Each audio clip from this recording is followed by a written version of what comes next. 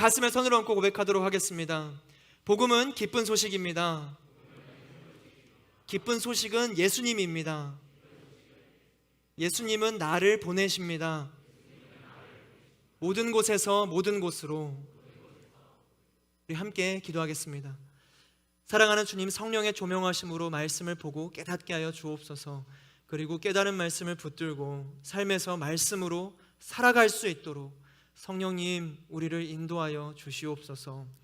예수님의 이름으로 기도드립니다. 아멘. 오늘은 로마서 설교의 마지막 날입니다.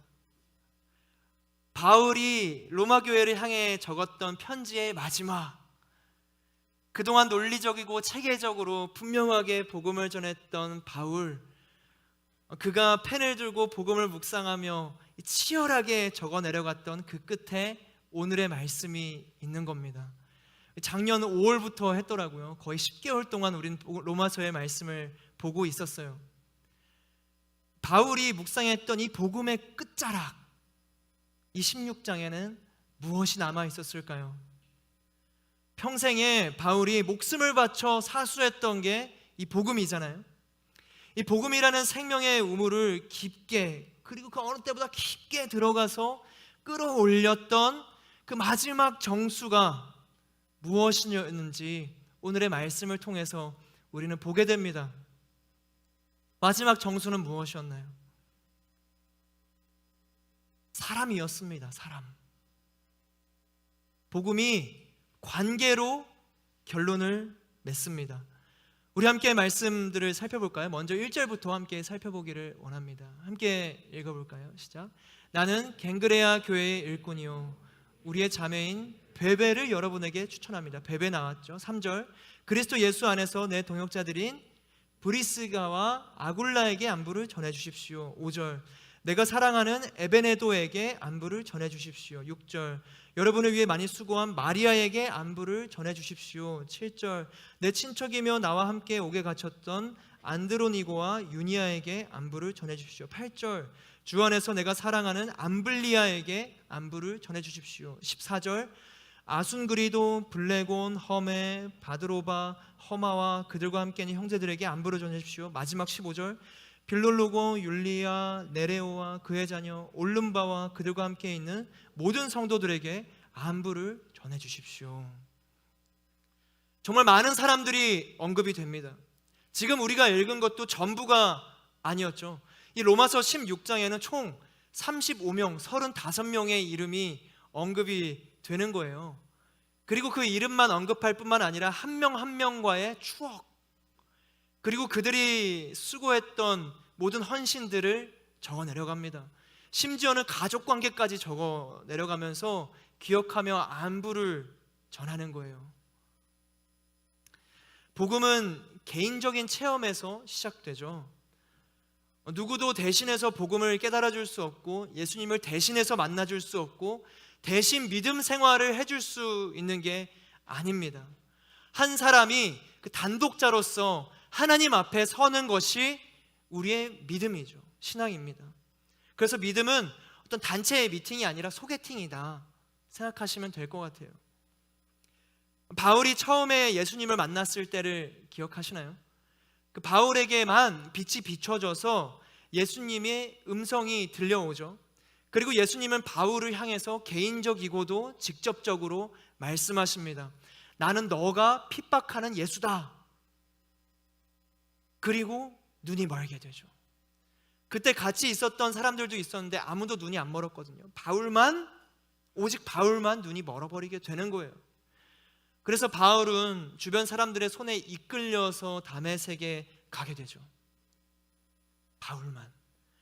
복음은 1대1의 만남에서 시작해요. 사랑하는 우리 하늘 여러분, 저는 저와 여러분이 날마다 하나님을 만나고 복음을 경험하기를 주님의 이름으로 축복합니다.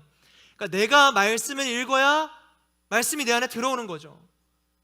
내가 기도를 해야 내가 기도하는 거예요. 단순한 거죠. 내가 말씀을 읽지 않으면 말씀을 안 읽는 거죠.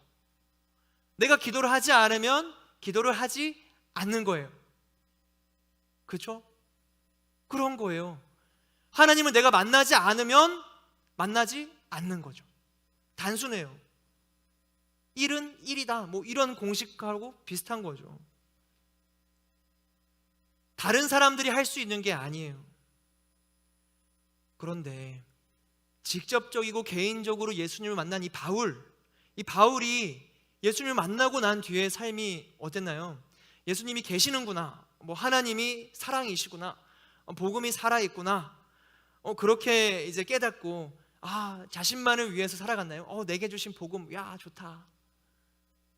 성을 쌓고 혼자 기쁨을 누리고 복음을 수호하면서 간직했나요? 오늘 말씀을 보면 절대 아니죠. 바울은 복음을 깨닫고 흩어졌어요. 그래서 베베를 만나고 브리스길라 아굴라를 만나고 에베네도를 만나고 아순그리도 빌롤로고 사실 누군지도 잘 모르는 이 사람들을 만나고 올lum바를 만나고 모두를 만났어요. 사도 바울이 복음을 품고 가만히 있었으면 이들을 만날 수가 없던 거죠. 복음의 공동체가 확장되어 갑니다. 바울의 개인적인 복음 체험은 관계를 확장시켰어요. 복음은 확장성을 갖는 겁니다. 복음은 퍼져나가요. 흩어져요. 멀리 나가요. 한 곳에 머물지 않습니다. 복음은 소외되는 곳 없이 모든 곳에서 모든 곳으로 흘러가는 거예요. 그래서 마태복음 지상 명령, 너희는 가서 모든 민족을 제자로 삼아. 너희는 가서 가는 거예요. 가는 거. 흩어지고 확장되는 거. 그것이 예수님께서 주시는 사명이자 복음의 특징입니다. 바울이 만났던 이제 이 사람들의 인종과 계층과 직업과 성별이 되게 다양했거든요. 우리 로마서 10장 12절 함께 읽겠습니다. 시작. 유대 사람이든 이방 사람이든 차별이 없습니다. 동일하신 주께서는 모든 사람의 주가 되셔서 그분을 부르는 모든 사람에게 부요하십니다. 복음에는 차별이 없습니다. 언급된 35명 중에서 암블리아, 우르바노, 허마는 노예 신분이었던 사람이었어요. 그리고 아리스토블로는 황제에 가까운 친구였고요. 마리아, 안드로니고, 유니아는 유대인이었을 겁니다. 그리고 또한 이 35명의 인물 중에 9명이 여성들의 이름이거든요. 그 당시 문화에서 여성의 사회적 위치를 생각했을 때 꽤나 괄목할 만한 어떤 기록이었던 거죠. 바울은 예수님을 몰랐던 이 각양의 사람들을 만나서 그들에게 복음을 전했던 겁니다. 사랑하는 우리 하늘 여러분, 여러분은 요즘에 누구를 만나고 계시나요? 여러분의 베베는 누구세요? 여러분의 암블리아는 누구예요? 복음을 알지 못하고 예수님을 전혀 들어보지 못했던 한 사람을 만나고 계신가요? 주변에 점점 그리스도인밖에 없어지고 있다면 깨어나야 됩니다. 깨어나야 돼요. 믿지 않는 친구들에게 다가가셔야 합니다. 바울처럼 복음으로 만나세요. 순전한 복음의 특징은 확장성입니다. 확장성. 그런 생각이 들 수는 있을 것 같아요. 믿지 않는 사람들과 교제하는 것이 너무 힘들다. 그럴 수 있죠. 가치가 안 맞고 생각이 안 맞는데 그들과 함께 계속 시간을 보낸다는 건 힘들 수 있어요. 원수를 만나는 것처럼 불편하고 어려울 수 있습니다. 이해가 너무 되죠.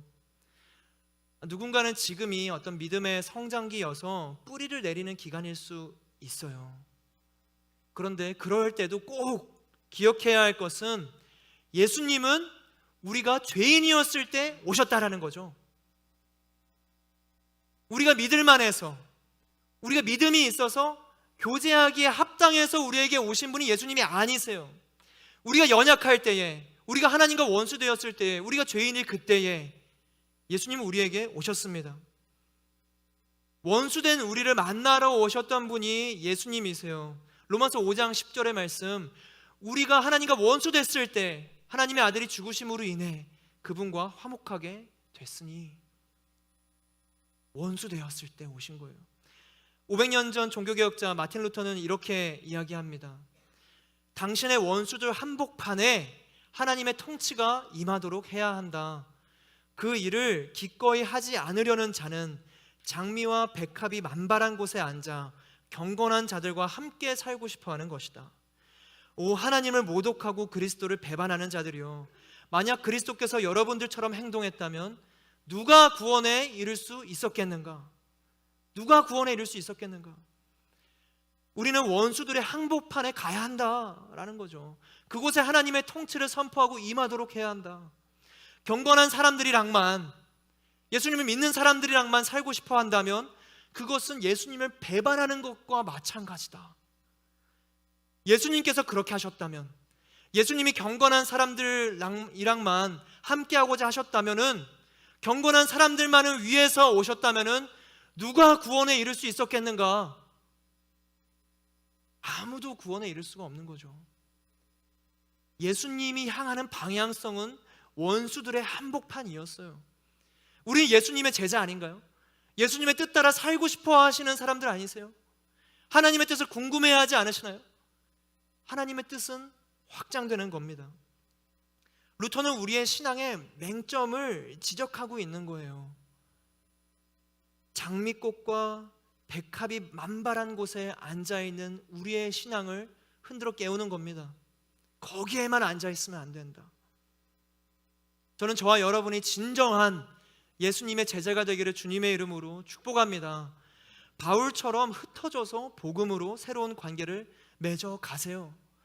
하늘잔치로 초대를 하는 겁니다. 막 예수님 믿어라까지 여러분에게 이제 함께 하자라는 게 아니에요. 진짜 단순하게 그냥 교회에 와라, 그 하나의 초대장, 거기서부터 함께 시작해보자라는 거죠.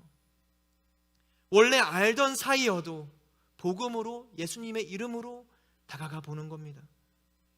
각자가 속해 있는 삶의 터전에서 예수님처럼 사는 거예요. 그럼 그곳이 원수들의 처소와 같은 곳이라 할지라도 그곳에 하나님 나라의 통치가 임할 줄로 믿습니다. 흉흉하게 말라버린 사막 한가운데라면은 여러분이 복음의 생명을 들고 가서 그곳을 오아시스로 만들어 버리는 거죠. 여러분을 통해 생명의 싹이 자라나는 거예요. 그것이 우리 그리스도인의 사명이고 예수님이 뜻하시는 우리의 삶의 방향성입니다. 지상 명령이죠. 우리 이어서 로마서 16장 16절의 말씀 함께 읽겠습니다. 시작. 거룩한 입맞춤으로 여러분은 서로 문안하십시오. 그리스도의 모든 교회가 여러분에게 문안합니다. 그렇게 차별 없이 만나고 복음을 전했던 사도 바울, 그는 그들과 안부를 물으면서 복음으로 문안하는 아름다운 관계가 된 거예요. 너무 좋겠죠? 바울에게서 시작됐던 복음의 확장이 모두에게 생명을 전해줬습니다. 여러분 그 사시나무 아시죠? 사시나무. 이게 사시나무인데 잎자루가 길어서 미세한 움직임에도 잎이 크게 떨리는 특징이 있어가지고 사시나무 떨듯 한다 했을 때 그 사시나무가 이런 나무죠. 이 사시나무에는 한 가지 특징이 있습니다. 각각의 나무가 위로 높게 길게 뻗어 있어가지고 거만한 어떤 별개의 존재처럼 보이기는 하지만 사실 그 반대라는 거예요. 이 사시나무는 땅 밑에서 뿌리가 서로 엮여서 하나된 유기체가 됩니다. 그래서 이 사시나무는 물과 중요한 어떤 영양분 옆에 근처에 단 한 그루만 심겨져 있어도 괜찮아요. 그 한 그루가 연결된 뿌리로 다른 나무들에게 그 영양분과 물을 전달해 주거든요. 그 한 그루를 통해서 살아날 수 있는 좋은 모든 것들이 사시나무 전체의 그 군락에 전달되게 됩니다. 하나님 나라의 공동체는 마치 이 사시나무와도 같은 것이죠. 바울이 복음의 샘물 옆에 심겨진 나무였던 거예요. 그래서 그는 먼저 영양분을 얻어서 나머지 나무에게 전달해 준 겁니다. 베베, 디모데, 누기오, 야손, 소시바더 등등등 35명에게 한 그루의 사시나무가 되어서 모두에게 전달해 줬던 것이죠. 바울은 연결된 뿌리로 물을 전하는 사시나무처럼 복음을 전했고 그들은 각자의 자리에서 굳건히 세워지고 자라납니다. 그래서 지금 문안하는 인사를 보면 따로 떨어져 있는 것 같잖아요. 그런데 서로의 존재가 힘이 되는 거예요. 서로가 각자의 자리에서 복음을 외치며 자라나가고 있다는 사실 자체가 기쁨이 되는 겁니다. 그게 하나님 나라의 공동체예요. 떨어져 있어도 하나 된 공동체, 유기체적 공동체, 그것이 하나님 나라의 아름다움이죠. 아름다움. 저는 우리 하늘 공동체가 그런 사시나무 같은 공동체 되기를 주님의 이름으로 축복합니다. 내가 지쳐서, 그럴 때 있잖아요. 하나님하고 친밀하지 않을 때 분명히 있을 수밖에 없어요, 살아가다 보면. 그런데 내가 이 샘물 곁에 없어서 떨어져 있을지라도 누군가가 그 샘물 곁에 남아서 그 뿌리로 영양분을 계속 공급해주는 공동체, 함께 살아나는 공동체, 그 공동체가 우리 하늘, 그리고 우리 온누리 교회가 될 줄로 믿습니다. 여러분이 먼저 그 샘물 곁에 있는 사시나무 한 그루가 되어보는 거예요. 그러면 전달되는 거거든요. 그런데 힘들어요. 그게. 유동현 아시죠? 제 중학교 친구예요. 이 동현이가 아직 연결이 잘 안 돼요. 여러분들도 이 뿌리가 잘 접목되지 않는 친구들이 있으시죠? 제가 왜 이렇게 연결이 안 될까 하면서 어떻게 연결되면 좋을까 막 혼자 상상해 보다가 아바타의 샤헤율루가 떠오르더라고요. 샤헤율루 되면은 그냥 서로 샥 하면서 붙어버리는 거예요. 얼마나 편하고 좋아요. 그렇게 연결되면 너무나 좋겠는데 이게 마음처럼 안 될 때 힘이 빠지는 거거든요. 복음을 전하다가, 교회로 초대하다가 힘이 빠질 때 분명히 있어요. 여러분, 제가 확신컨대 여러분 많이 거절당하실 겁니다. 많이 거절당할 수밖에 없어요. 근데 여러분을 거절하는 건 아니니까 낙담하지 마시고. 근데 힘이 빠질 때 어떻게 해야 되냐? 우리가 영원한 샘물 곁에 달라붙어 있는 거죠. 우리 스스로 물을 만들어낼 수는 없어요. 나무가 혼자 자라는 거 보셨나요? 물 옆에 있어야죠. 우린 샘물 옆에서 그저 예수님이 주시는 그 힘으로 죽어가는 나무가 아니라 날마다 생명력 넘치는 나무가 되기를 정말 소망합니다. 예수님께 붙어있기, 그리고 뿌리를 연결하기, 두 가지가 신앙의 전부예요. 바울도 예수님을 만나서 예수님을 전했죠. 이 두 가지였어요. 그래서 유럽 전역에 생명이 살아나게 된 겁니다. 그런데 만약에 우리가 예수님 옆에 붙어있지 못하면 생명의 역사 또한 확장되지 못하고 전해지지 못하게 되는 겁니다. 그래서 사도 바울은 이어서 이렇게 적어 내려가거든요. 그 예수님이 아닌, 예수님에게 접목돼서 예수님께 뿌리 내려서 예수님의 샘물을 받아먹는 나무가 아니라 다른 것에 내가 뿌리를 내렸을 때의 문제, 그리고 그것을 경계하는 권면의 말씀, 오늘 이어지는 로마서 16장 17에서 20절 말씀 함께 읽을까요? 시작. 형제들이여, 내가 여러분에게 권합니다. 여러분은 배운 교훈에 역행해 분열을 일으키고 그들을 멀리하십시오. 그런 사람들은 우리 주 그리스도를 섬기지 않고 자기 배만 채우며 그럴듯한 말과 아첨하는 말로 순진한 사람들의 마음을 현혹합니다. 여러분의 순종이 모든 사람에게 알려지고 있어 나는 여러분을 인해 기뻐합니다. 나는 여러분이 선한 일에 지혜롭고 악한 일에는 순진하기를 바랍니다. 평강의 하나님께서 속히 사탄을 여러분의 발 아래서 짓밟히게 하실 것입니다. 우리 주 예수의 은혜가 여러분과 함께하기를 빕니다. 제가 한 가지 문장을 읊어볼 테니까 여러분 동의가 되시는지 한번 들어보세요.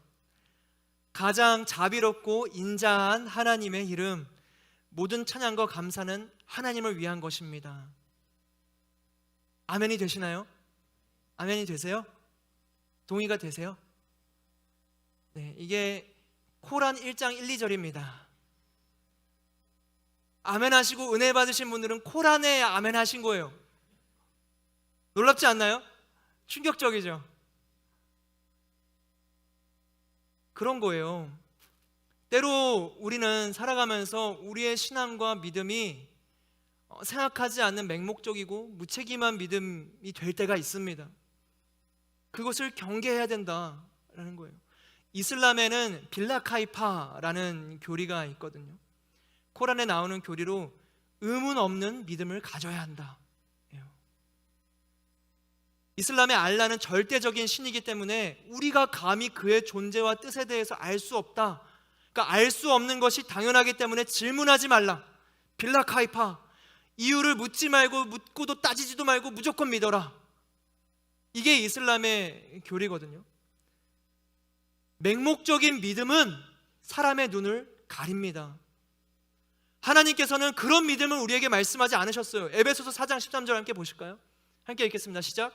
우리는 모두 하나님의 아들을 믿는 것과 아는 지식에 하나가 돼 온전한 사람을 이루어 그리스도께서 충만하신 정도에까지 도달해야 합니다. 그리스도인이라면 하나님의 아들, 즉 예수님을 믿는 것과 아는 것에 하나가 되어야 합니다 라는 거죠. 분명히 이야기하고 있는 거예요. 이 믿음과 지식의 통일성, 그저 성경책 덮어놓고 그냥 아멘 아멘, 그게 진짜 믿음이다 라고 말하는 게 아니에요. 하나님은 분명히 우리 인간에게 지성과 이성을 선물로 주셨어요. 다른 동물과 차별되는 우리만의 고유한 성품이자 하나님의 모습입니다. 주신 거예요. 주신 거. 그런데 우리는 이 하나님이 주신 이성과 지성을 세상 학문을 배우는 데는 10분 활용하는데 하나님을 알아가는 데에 있어서는 너무 게으르고 태만하게 사용하고 있는 거죠. 하나님을 알아가는 데 쓰는 시간이 많으세요? 아니면 세상의 학문들을 배우고 내 자신의 삶을 더 윤택하게 만들기 위해서 쓰는 시간들이 더 많으세요? 하나님을 아는 데에 있어서 우리가 얼마나 열심을 가지고 함께하고 있느냐? 하나님을 아는 지식과 믿음은 하나가 되어야 하는 거예요. 안 그러면 빌라카이파의 믿음처럼 되어버리는 겁니다. 11세기의 신학자 안셀무스는 이렇게 이야기합니다. 믿음을 전제로 하지 않으면 오만이고 이성을 사용하지 않으면 태만이다. 하나님을 향한 믿음 없이는 교만하고 오만해지겠지만 이성을 사용하지 않는 한 빌라카이파의 이런 신앙이라면 그것은 태만하고 게으른 것이다 라는 거예요. 우리는 깨어서 하나님을 아는 지식으로 나아가야 되는 거예요. 매일 큐티를 하고 하나님의 말씀을 더욱더 알아가고 하나님께서 무엇을 뜻하시는가, 그것에 나의 마음과 관심이 있어야 하는 것이죠. 바울이 전한 것처럼 우리가 배운 교훈, 성경의 말씀을 역행해서 분열을 일으키고 회방하는 사람들이 지금도 여전히 산재하죠. 그들은 예수님을 섬기지 않고 예수님을 오히려 이용합니다. 예수님을 이용해요. 그럴듯한 말과 아첨 많은 말로 순진한 사람들을 현혹하고 이성을 마비시킵니다. 무조건 믿어. 자신의 배를 채우고 욕망을 채우는 거예요. 사이비와 이단들이 그런 모습이죠. 그런 사람들의 특징은 사람을 위대하게 만든다라는 거예요. 사람을 의지하게 하고 사람을 바라보게 만듭니다. 그러나 위대한 건 우리 하나님 한 분뿐이신 거죠. 능력은 오직 예수님께 있는 겁니다. 기준은 말씀이에요. 절대 사람이 아닙니다.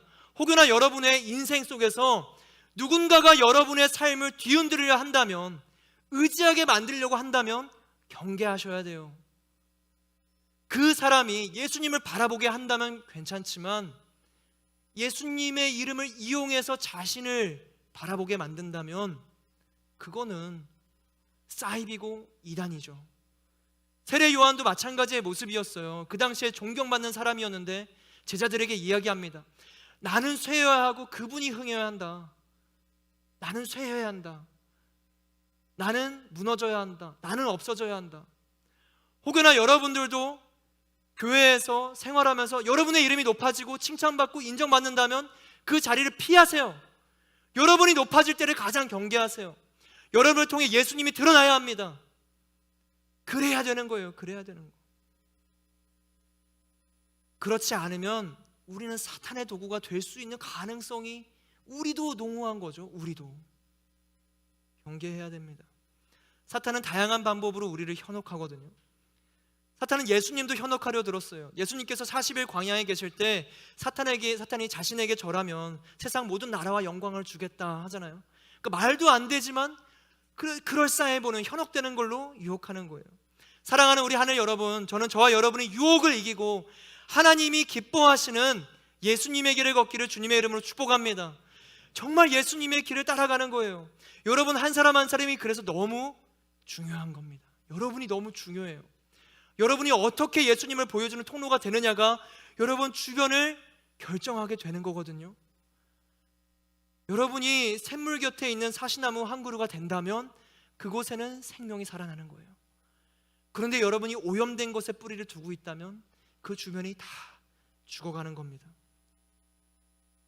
우리가 하나님께 순종하고 말씀에 순종할 때 평강의 하나님께서 속히 사탄을 저와 여러분의 발 아래에서 짓밟히게 하실 줄로 믿습니다. 우리 마지막으로 함께 25절에서 27절의 말씀 함께 읽어보도록 하겠습니다. 시작. 하나님께서는 내가 전하는 복음과 예수 그리스도에 대한 선포를 따라 그리고 비밀의 계시를 따라 능히 여러분을 견고하게 하실 수 있습니다. 이 비밀은 영원전부터 감춰오다가 이제는 나타나게 됐으며 영원하신 하나님의 명령에 따라 예언자들의 글로 인해 믿고 순종하게 하시려고 모든 민족에게 알려지게 됐습니다. 오직 한 분이신 지혜로우신 하나님께 예수 그리스도로 인한 영광이 영원무궁하기를 빕니다. 아멘. 이제 오늘부로 우린 로마서를 일독했습니다. 야, 축하드려요. 로마서 일독을 한 겁니다. 작년 5월부터 10개월 동안 우린 매 주일 로마서 속에 있었던 거죠. 이 10개월이라는 시간은 어떤 시간인가? 갓 태어난 아기가 슬슬 이제 벽을 짚고 이제 걸음마를 준비하는 단계예요. 엄청난 성장이 있는 단계죠. 작년 5월부터 오늘 2023년 3월에 이르기까지 여러분의 영혼은 얼마나 성장하셨나요? 어떻게 일어날 만한 근력이 점점 생기고 계시나요? 로마서는 복음의 책이죠. 기쁜 소식이 가득합니다. 로마서 1장에 우리의 존재를 직면하게 해주거든요. 탐욕과 악독으로 가득 차 있음을 전합니다. 그래서 말씀을 통해서 우리는 깨닫게 돼요. 아, 의인은 없으니 하나도 없구나. 깨닫는 자도 없고 하나님을 찾는 자도 없구나.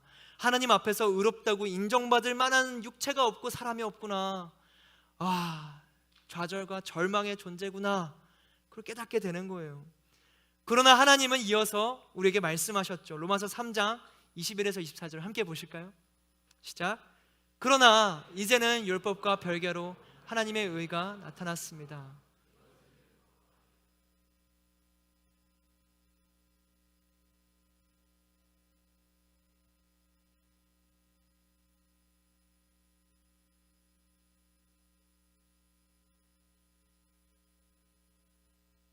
그러나 그리스도 예수 안에 있는 구속으로 인해 하나님의 은혜로 값없이 의롭다는 인정을 받습니다. 아멘. 이게 복음이죠. 다행이에요. 다행. 만약에 여러분이 여러분의 삶을 이끌어가고 여러분이 책임져야 한다고 생각해 보세요. 얼마나 부담스러워요. 내가 하는 행동 하나하나가 나를 결정한다. 부담스럽지 않으세요? 밥을 하나 먹더라도 반찬 하나 먹더라도 부담스러울 것 같아요. 생각 하나도 행동 하나도 너무 무겁죠. 그런데 우리의 존재는 어때요? 그렇게 책임질 수 있을 만큼 선한 존재가 아니에요. 똑똑하지도 못하고 합리적이지도 못하고 그렇게 밝은 존재도 아닙니다. 그런데 우리가 나를 이끌어간다? 그냥 뭐 절벽으로 향하는 거죠. 그런데 예수님은 우리 가운데 오셔서 차별 없이 하나님의 의를 주시고 값없이 의롭다고 인정해 주신 거예요. 하나님이 우리를 책임져 주시겠다. 예수님이 우리를 의롭게 해주시겠다. 그게 하나님의 마음이고 우리 가운데 주신 은혜입니다. 복음이죠. 예수님이 주신 거예요. 그리고 우리를 능히 견고하게 하는 이 영원전부터 감추어진 이 비밀이 로마서를 통해서 우리에게 정확하고 명확하게 조명되고 있는 겁니다. 어떤 복음이냐? 예수님이 길과 진리와 생명 되신다 라는 거예요. 다른 길이 없어요. 다른 길이 너무 명확하게 우리에게 알려주셨어요. 이미 살아갈 수 있는 길, 영원히 기쁨과 평안 속에 감사로 춤추며 살아갈 수 있는 길을 이미 알려주셨어요. 어둠이 사라지는 길, 영원한 빛의 길. 가끔 유사한 빛이 있거든요. 그런데 그 유사한 빛들은 밝기가 다르고 지속성이 달라요. 근원 자체가 다르죠. 여기 있는 조명도 사실 빛인데 이 빛이랑 태양이랑 비교가 되나요? 전혀 안 되죠. 근데 비춰진다고 해서 밝다, 저길 따라가야지 하면은 저거 불은 언젠가 꺼지게 돼 있습니다. 영원하지 못해요. 태양은 태초부터 지금까지 있습니다. 우리가 살아가는 모든 날 동안 태양은 우리를 비춰줄 거예요. 그게 예수님의 사랑입니다. 태초부터 영원까지 비춰주시는 그 사랑, 그게 우리 가운데 있는 거예요. 다행이에요. 사랑하는 우리 하늘 여러분, 저는 이 빛나는 복음, 우리를 살리는 복음, 그 복음이 여러분의 삶에 꼭 경험됐으면 좋겠어요. 복음은 지식이 아니잖아요. 아무리 말씀 많이 외우고 막 성경적 지식이 많아도 내가 진짜 그 하나님의 사랑을 경험하지 않으면 그거는 그냥 뚱구름이 되거든요. 저는 여러분이 꼭 만났으면 좋겠어요. 예수님 만나면 진짜 삶이 변화되는 거예요. 여러분의 삶에도 그런 복음과의 단독적인 만남이 있기를 주님의 이름으로 축복합니다. 그걸 갈망하시고 간구하세요. 그 복음을 깨달아 알고 있다면, 여러분의 삶에 그런 만남이 있었다면 하나님께 영광을 돌리고 찬양하는 겁니다. 내가 자격이 있어서 그 복음을 알려주신 게 아니잖아요. 나만 누리라고 성을 쌓아서 복음을 수호하라고 주신 게 아니잖아요. 복음은 확장되는 겁니다. 베베를 만나고 누기오를 만나고 여러분의 주어진 삶에 복음이 없는 사람들을 만나세요. 모든 곳에서 모든 곳으로 가세요. 가는 거예요, 그냥. 그리고 그들에게 기쁨의 소식을 전하는 겁니다. 지식적으로 말고요. 사형리적으로 우리는 죄인인데, 갑자기 친구 만나자마자 뜬금없이 우리는 죄인인데 잠깐만, 죄인이기 때문에 십자가가 있었고, 그게 기쁜 소식을 전하는 게 아니에요. 여러분이 경험한 그 기쁨, 그 환희, 그 감격, 교회 안에서의 그 기쁨, 그냥 자그마한 기쁨이어도 괜찮아요. 같이 어울리니까 너무 재밌더라, 그것도 괜찮거든요. 그것도 이야기하세요. 교회 공동체 안에서 경험하게 되는 여러분의 즐거움들, 그걸 전하는 거예요. 감탄함으로 내뱉는 겁니다. 복음은 충고나 조언이 아니라 기쁜 소식이에요. 소식이에요, 소식. 복음은 어두컴컴한 방에 내가 횃불을 건네주면서 야, 이거 받아, 이거 안 받으면 너 도저히 못 살아, 이렇게 전하는 게 아니라 그저 다가가서 야, 아침이 왔으니까 커튼 좀 걷어봐. 커튼을 걷으니까 밖에 빛이 빛나고 있는 거예요. 그게 복음을 전하는 겁니다. 아침의 소식을 전하는 것. 내가 무언가를 건네주는 게 아니라 이미 내가 빛이 건네주는 게 아니라 이미 빛이 있음을 알리는 것. 그것이 우리들의 초대입니다. 그렇게 저와 여러분이 샘물 옆에 한 그루의 나무가 돼서 그 주변인들에게 복음을 전한다면, 여러분이 사랑하는 그 한 사람 한 사람이 여러분 없이도 매우 기뻐하며 가던 길을 계속 가게 되는 거거든요. 여러분이 그 사람의 삶을 책임지지 않으셔도 괜찮아요. 예수님을 만난다면 예수님이 책임지실 거니까, 창조주 하나님이 그 사람의 인생을 이끌어 줄 거니까, 그게 진짜 사랑이지 않겠어요? 저는 저와 여러분이 우리 주변을 살아나게 하는 사시나무 한 그루 되기를 소망합니다. 그래서 오늘 로마서 16장에 적혀있는 35명의 동역자들처럼 사랑하는 지인들과 친구와 가족들의 이름이 생명책에 적혀지는 거죠. 할렐루야.